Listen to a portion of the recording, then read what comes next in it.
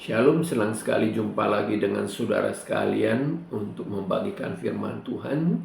Kiranya melalui firman Tuhan boleh mengoreksi diri kita dan menolong kita menjadi lebih baik lagi dan hidup sesuai kehendak Tuhan. Firman Tuhan hari ini dengan tema saling memahami. Di suatu senja, sepasang suami istri sedang bertengkar di dalam kamarnya. Mereka berdebat seru, saling melempar kata-kata yang tidak semestinya diucapkan, seolah yang pernah terjadi masa lalu sebenarnya sama sekali tidak ada hubungan dengan apa yang terjadi saat ini. Mereka bicarakan dan mereka ungkit kembali. Biasanya saudara, sebuah pertengkaran masing-masing pihak akan menggunakan alasan apapun saja untuk membenarkan diri, membentengi diri sendiri dan meraih kemenangan yang semu. Dalam pertengkaran di mana emosi tak terkendali, rekaman kepedihan, sakit hati masa lalu yang sudah dimaafkan, dilupakan, kembali diputar. Pertengkaran itu mencairkan semua perkara yang sudah dibekukan. Ketika suami istri itu berteriak satu dengan yang lain dan hampir saja tidak terkendali, tiba-tiba pintunya mulai terbuka, pintu kamar yang tidak mereka kunci terbuka. Dan ada tangan mungil memasukkan tangannya ke dalam ruangan dan menggantung selembar kertas yang bertuliskan, "Aku sayang papa dan mama." Maksud tujuan si kecil ini, putra mereka ingin mendamaikan papanya dan mamanya dengan cara sederhana.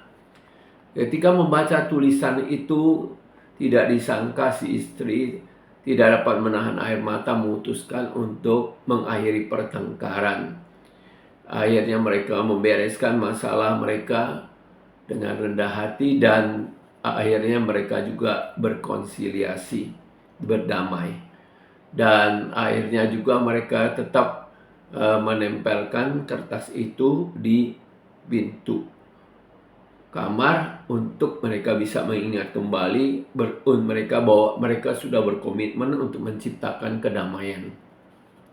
Saudara sekalian dikasih Tuhan, sebenarnya kedamaian dalam kehidupan rumah tangga diciptakan oleh kedua pihak. Idealnya bila suami sedang dalam keadaan emosi, seharusnya istri dapat meredam dengan berdiam diri. Begitupun sebaliknya.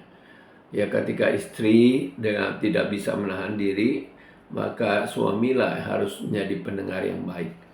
Jika ada masalah ekonomi, suami tidak dapat memenuhi kebutuhan istri, seharusnya istri juga bisa menahan diri dan menerima kenyataan dan mengambil sikap dengan benar.